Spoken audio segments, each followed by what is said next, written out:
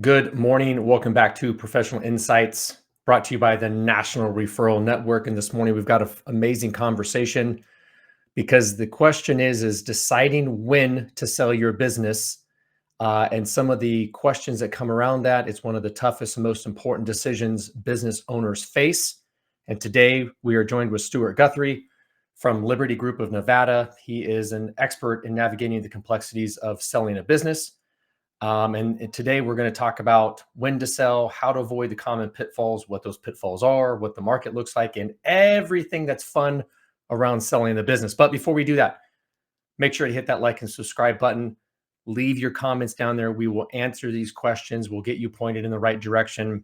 So with that said, let's get into this. Good morning, Stewart. How are you? Good morning, Mike. I'm doing well. It's been a long time. How are you? Yes, I'm doing good. Doing Awesome. good. So, Stewart, let's jump into this. Let's start at the very beginning. As a business broker, start off sharing what is a business broker? Uh, Another term for business broker is a business intermediary, which is a very fancy word, but it's really descriptive, right? Because we stand between buyer and seller um, as a buffer. Uh, so that basically when we get into negotiations, that people don't sometimes take offense at offers and what have you. So that's a part of it. But the other part of it, probably kind of the more fundamental part, is we provide valuations for a business. So we come up with what we think is a good market price, or it's broker's opinion of value, if you want to look at it as an equivalent of what the real estate market does. Right. Right. Now, there's a lot to that. And part of that valuation we're going to get into, because there's all kinds of ways to do evaluation, but we're going to take this at a high level. But other than valuation, Stuart, how do you help a business owner sell their business? Because I know it's more than just valuation.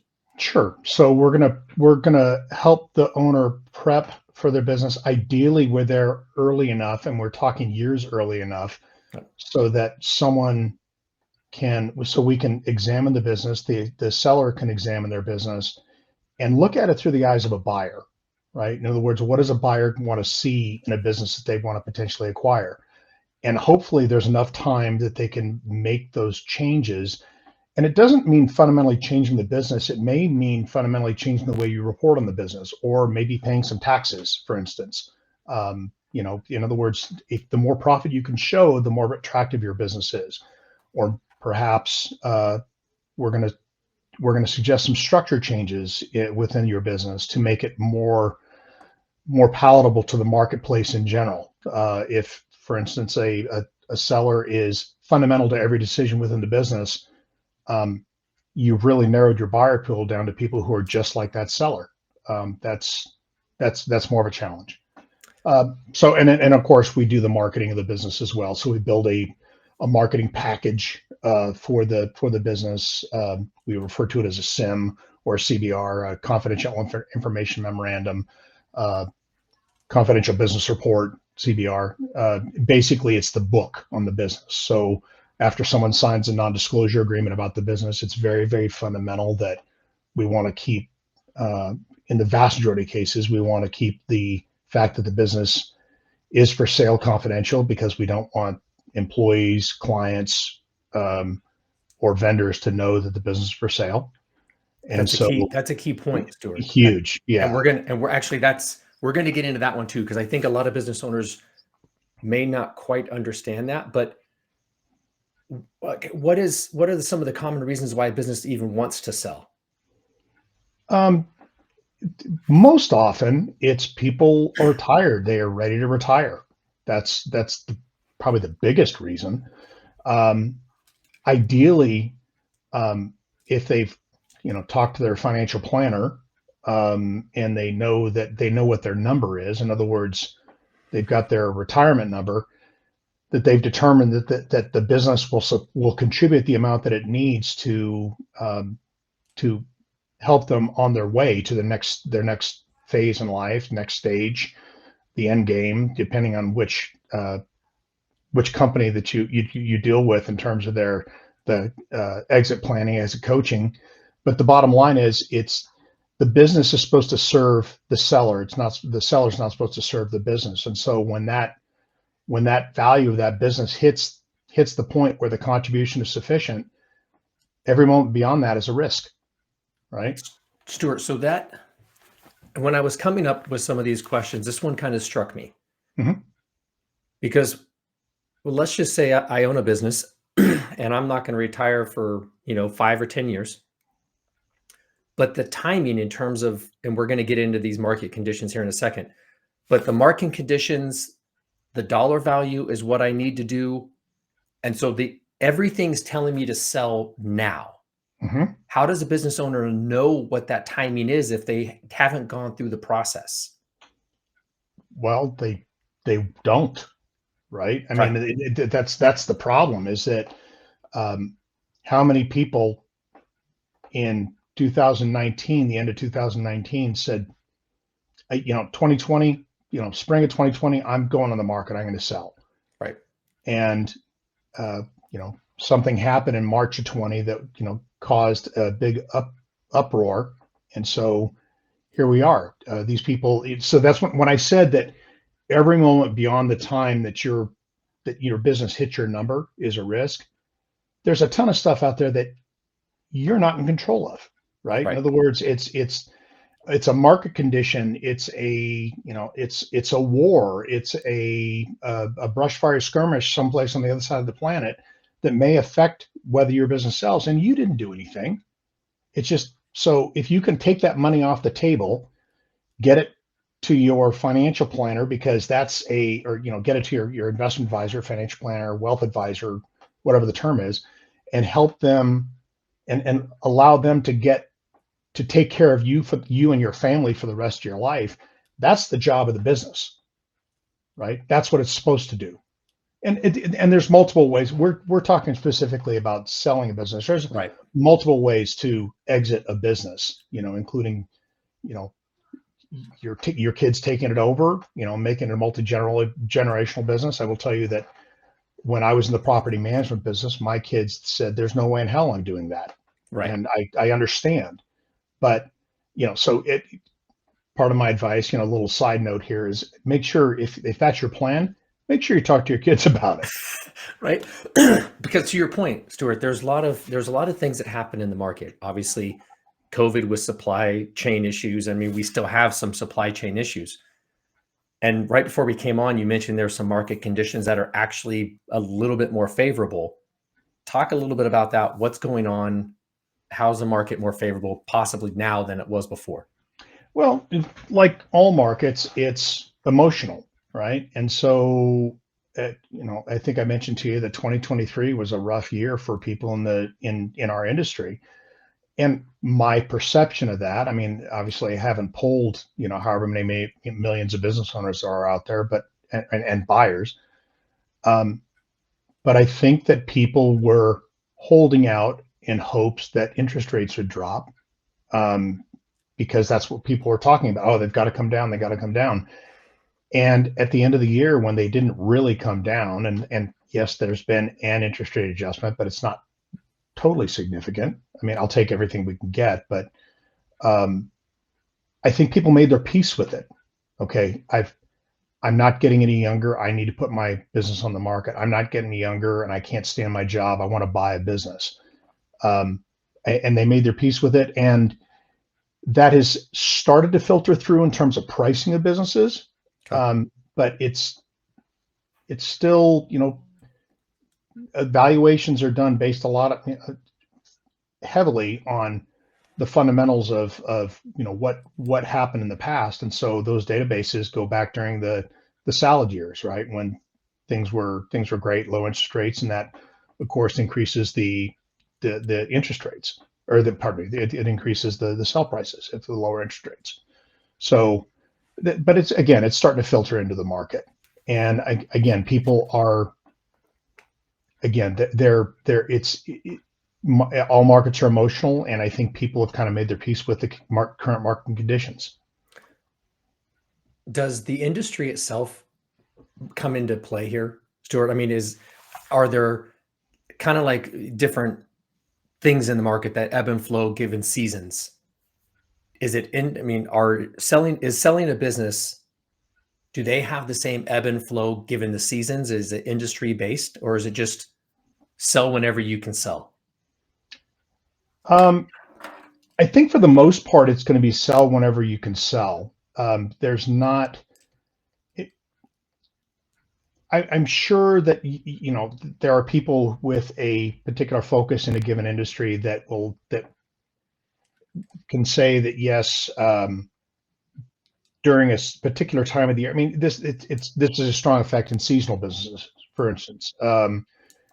You've got to time your sale so that your buyer isn't crippled by the fact that just the season, there's no cash flow during the shoulder season, for instance. In other Gotcha. words, any business around Lake Tahoe, Right. summer is, that's when they're making their most money. Winter, they're making a lot of money, but not their most money. And the shoulder season. So if you close this transaction sometime in late summer, they're walking into a time when there's no cash flow. And I think we've talked before about the fact that cash flow is about as important as profit.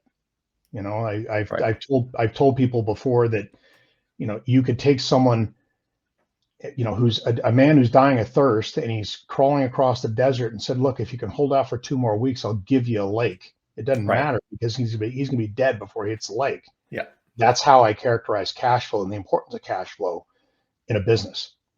So I think that's a great segue, Stuart, because we've talked about this kind of market as a whole. Let's dig into kind of the internal functions of a business, not entirely, but like some of these issues that actually affect the sale of a business. So a lot of business owners don't have their books in order. How important is it for business owners to prepare their financial reporting, their bank statements accurately before selling? It's huge. And frankly, if you hear people talk about, anyone who goes to business broker school hears that 80% of the businesses that ever go up for sale never actually transact. And Yeah. the biggest issue with that is poor books and records, poor financial reporting, or people are very, very aggressive on running personal expenses through the business. I believe that you can sell you can make better use of your money than the federal government can. I'm all on board with that. But the fact is that if we're looking at profitability and we're looking at the capability to finance, which is a big part of whether or not your business is gonna sell, you need to be profitable, and more profit means that you should probably need to pay some taxes. So I'm sorry. So that's a type of thing where we need to spend some money, spend some time, and make the business as clean as possible, so people have assurance and they're comfortable with the fact that what you're reporting for your profit and for your margins and whatever is accurate, because that's what people are going to make their decision based on. So how important is it for business owners to work with a team of professionals, right? I mean, there's you, there's the accountant, there's a bookkeeper, potential CEO. I mean, all of these people, how important is it for them to be working together to get this thing optimized? It's boy, how important! It's monumentally important, and obviously, I think the biggest thing here, and I think I'm preaching to the choir when I say this, the average small business owner, 70% of their net worth is tied up in their business, 70 to Right. 80%, something like that. This is important. I mean, this is extraordinarily important, and people don't, obviously, no one wants to spend money if they don't have to. But my goodness, if you're looking at being prepared, and this even goes, I mean, there's another part of this that is being prepared in case something happens that you're not in control of, Right. right? What do you guys call it? The 5 Ds, Death, divorce, disability, yeah, those D's, yeah. disembowelment, dismemberment, I Yeah, don't yeah. know, whatever, all those, All those yes. things, all the bad So things. all the bad things that happen that you don't have any control over. So if you take the time, I mean, if you take the time to make your business ready, um, it's an investment in the future, and it's hard. It's hard to make people invest. Because I want to spend the money now. I need this now. I want to build. I want to add a piece of machinery. I want to do whatever. I want to whatever it is. But the fact is that the contribution of this business and the sell price of your business, assuming again if you're going to exit by selling, it's a big piece of what your retirement looks like. Well, And Stuart, let's dig into that one because I think sure, this is the misconception. Maybe it's not a misconception, it's just greed. Is that you mentioned equipment. There is something different for a business owner to go buy a piece of equipment that's going to increase production, increase efficiency, ultimately drive revenue. That's the idea. You don't want to buy a piece of equipment that's going to decrease revenue.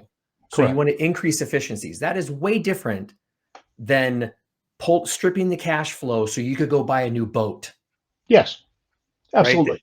An investor is going to see those as two completely different things. Right, but let me temper that just briefly with a brief story. So I was working with a company um, that provided ultrasounds privately. They, and they had multiple locations. It was the demographics where they built their offices were fantastic, right? They were, typically higher income areas. And then they killed it during COVID because Dad could not go to the hospital with Oh, his wife to see the ultrasound. So they would go in and do this privately.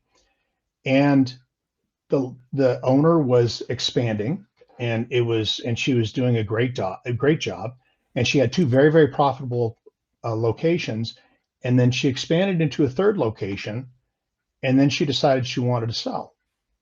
And the thing is that their third location was again just a great location in terms of the demographics, the income. She'd done her homework in that regard, but it takes a while to build up that clientele to get the word out, to get the reputation out. yeah.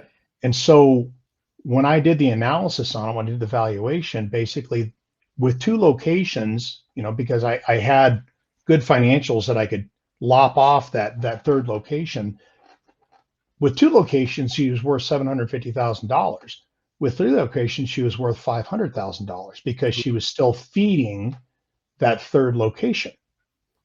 And she decided, and let's be honest, COVID undoubtedly had something to do with that, Right. right? It just the emotional state. Again, markets are emotional, people are emotional, business owners are emotional. She wanted out, unfortunately, because this third location had not come up online yet. It was costing her value to her business. And I'm not, she didn't, her crystal ball is broken, just probably like yours and mine is, and she didn't know that COVID was coming. And so uh, she she added that third location, and then she wanted out, and it was going to cost her. And she decided not to go on the market at that point. And undoubtedly, that third location would perform just as well as the first two. And shoot, she'd probably be worth a million and a quarter when it's all said and done. But that has to do with timing. So again, uh, every acquisition, and you're correct. I agree with you that a business, adding a piece of equipment is going to increase efficiency, increase the cash flow, um, drive more revenue. That's fantastic, but there's other factors associated with it you need to consider. And especially Right. if do I want to drop a bunch of money on a piece of equipment when I want to sell next year? Well, maybe you do, but I think that we need to examine that and determine what's the cost versus what the benefit is in the short time horizon that you have. So then how does a business owner balance that personal readiness? Because there's a psychological, and this could be a conversation in and of itself. Absolutely. Balance the personal readiness and, to your point, the business readiness when deciding to sell, because this doesn't happen overnight. No, I think balancing it, that's going to happen between the 6 or 8 inches between the ears of the individual buyer Right. or the individual seller. But I think thinking about it earlier is what's most important. In other words, having the understanding that there's going to come a time when you're not going to run your business. And that could mean they carry out feet first. That could mean that that you decide to sell it. That means you find an internal buyer. But the fact is that just making it a part of your business planning is like you've heard me say this before. Every business owner should have an exit plan the day they open the doors. Now they don't. 100%. I never did. This is the third business I've owned. But after being in this industry for a while, that's how important it is to prioritize that work, that planning, that consideration, and to make it a part of what you do in your business, not just what am I going to buy, what new markets am I going to open up, how am I going to get out of here, and what will this business look like to a new buyer? In other words, exit planning and value building for your business has everything to do with just looking at your business through the eyes of prospective buyers. You build that avatar of your likely buyer. What do they want to see? Are you key to every decision of the business? That makes Good. people nervous. Yeah. You have a client concentration. So these are the types of things. So I guess that's the way to balance it, is just to make it part of the plan, or make it part of your annual planning process, or your financial and wealth advisor says, how much is this business worth? Really? I mean, I've seen a group of you guys together, and everyone's business is worth about $1 million, right? That's what you always hear. It's about $1 million. And I will tell you that many, many times when I get those financials and I have to tell them their baby is ugly, Right. It's not worth $1 million. It's worth 650. And does that significantly impact their retirement? Well, that depends on their individual case, right? But Yep. that's a 40% difference is significant. So at a high level, Stuart, like what are some of the steps you mentioned? Obviously, prepare for the end in mind always, right? You want to be able to, today, and I've heard some of our colleagues talk about, hey, if Elon Musk came and wanted to buy your business today, what would you tell him the number is? Most people, to your point, they don't know what that number is. I have no idea. And there's reasons why. But at a high level, what steps can a business owner take today to start preparing for that future sale? Get a valuation. Get in a real valuation. And yes, this is completely self-serving because we sell valuations. But the fact is that if you don't come to me, find someone who specializes in valuations. And I don't, there is utility in some of the online valuation tools. It kind of, especially if you plug it in consistently in the same way every time, so you can, it's more of a way to measure change in the business performance. But to come up with a valuation that actually takes into consideration the add backs, frankly, and knows what the question is asking. That's even, a really smart business owner doesn't do valuations every day. In other words, so they put the list of questions, answer the questions to the best of their ability. That doesn't mean they're answering the question correctly, or providing the data that the question is really asking for. And again, having someone who's focused on that will help them know where they are. I mean, that's the first step in land nav, is establishing your location. Where am I right now? And that allows you an opportunity to grow. So that's probably the most fundamental thing, because then you can take that valuation, that ideally it has some financial indicators for your industry, so you can benchmark your business against others in the industry, and you can take it to a coach or a consultant and say, here's where I am, here's where I want to be in 3 to 5 years. And that coach or consultant is going to pick your business apart. And, the really, really good business owners, just like a professional baseball player, professional golfer, they still need coaches. Right. So I think that engaging with someone like that with the idea that, again, the business is supposed to serve you. You're not supposed to serve the business. So that's, you engage with your financial planner, wealth advisor, and they say, according to my calculations and the actuarial tables, this is how much money you need to survive. And, your plan, your desire to leave this much money for your kids or this much money in a foundation. This is what you need. And you take that back to your coach, and I need to get my business to here. You need to calculate the tax ramifications. You need to count the frictional costs for legal representation. If you engage a business broker, what it costs to pay that business broker, all that stuff. And now you've got it. What do you call this? You guys call this a gap analysis, right? I mean, this is where I am right now. Here's where I want to be. And as long as you have a plan and an idea, there are so many times that we'll do financial plans for individual clients and they think they're in a horrible position. And once we run that financial plan, which to me is just a cash flow statement, they're like, oh, it's not as bad as I thought. Right. And then the flip side is they thought, like to your point, sometimes they think that they're way up here, and then you run the cash flows and they're like, oh, wow, I've got some work to do. Great. Now that now let's put together a plan to get you from point A to point B. And do you want to know that at age 45, or do you want to know that at age 55? Right. And that's so. Yes, I'm advocating someone spends money on a valuation, getting a detailed valuation, but the benefit of that and knowing sooner, because now we have time to affect change. Or as far as that goes, you know what? I don't want to be in this business that much longer to make these changes, or I don't see how I can make those changes, or I don't have the capital to make the changes I think are necessary. I'm open to adjusting I'm going to buy the 32-foot trailer instead of the 47-foot trailer. Right. Whatever it is, make those changes. So you can change the plan, or you can change the business to, so that you can, adjust the goal or adjust your plan.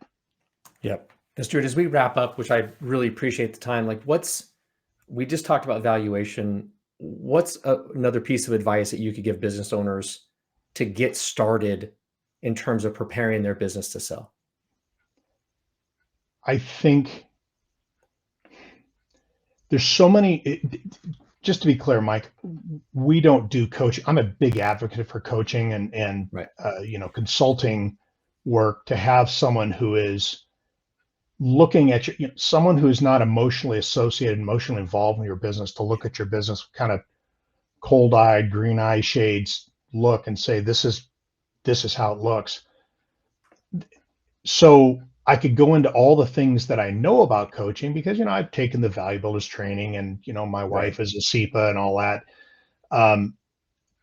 But honestly, I think engaging someone external to look at your business and, kind of, because there's so many, in other words, every business is going to be different. I mean, every business has shortcomings. Right. Not any businesses, but just like every human being has shortcomings. And so what is going to be your biggest bang for the buck? What adjustment can you make, or should you make, that's going to provide the biggest benefit to your business to increase that value before you exit? I think that's probably it's a shortcut piece of advice, because, obviously I'm a big advocate of reading, right? So read Built to Sell, or read Walking to Destiny, that's the textbook for the SEPAs out there. Oh, okay. And that's great information. But again, if you have a business and it's worth 70-80% of your net worth, I think it's worth it to engage a team of people, and on that team needs to be an exit planner, needs to be a business consultant, a coach, and talk about how, what adjustment can be the biggest bang for the buck in my business to get the value where I want to be. But start thinking about your exit 3 to 5 years before it's time to go, because you Right. have time then to make those changes. And we talk about that when building financial plans. Is like, why are you doing this? What's the goal? Like be very clear Yes. on what that looks like. It can't be haphazard. It can't be, I don't know. I just want to sell the business. Well, that's not an answer. Well, I will tell you, Mike, that there's, having been, this is the third business, as I mentioned before, this is the third business that Catherine and I've owned together. We have a heart for business owners. In other words, it's just people who are out there, signing the front of a paycheck, not the back of the paycheck, Right. right? And all the stress that goes along with that.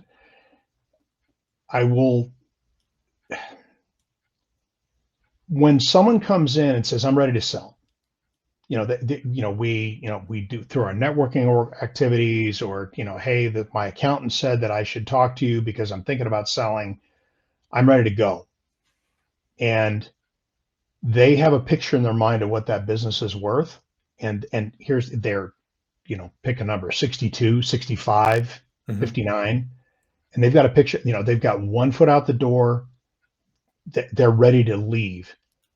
And mentally they're not there to sell, to build a business up. And so I break the news to them that and yes, there's sometimes the business is worth more than they thought. Yeah. But not often. The more common occurrence is that the business is not worth what they thought. And so we break the news to them, the business is worth significantly less than what they want. And so often what happens is people will go, you know what, let's go ahead and list it at the price that I want anyway, just to see what happens. I think that contributes to that miserable close rate in the industry of 20% of all businesses go for transactions. Internally, our numbers are better than that, but we try to be a little more selective about the businesses we choose to list. But people say, go ahead and try it. And then what happens? The business sits on the market for a long time. And, then they end up taking significantly less for it, or they take it off the market and eventually close the doors. I would rather get ahead of that and have 5 years, you have time to make changes, again, either to your plan or to the business, to get the business where it needs to be. Right. Well, Stewart, I really appreciate it. I know this is, to your point, there's a lot of business owners that have so much of their money and their wealth wrapped up into the business. I think this is an important topic to have. And so I certainly appreciate the time, all the insight that you provided. For everybody watching, please, any questions you have, leave them in the comments. We'll get them to Stewart. His contact information will be below as well. Website, any information will be down there. Reach out to him if you have any questions. There are some licensing requirements. He can't help everybody across the country, but we collectively can certainly get you pointed in the right direction. So, Stewart, once again, thank you so much for the time. I really appreciate it, and hope to see you again soon. Thank you, Mike.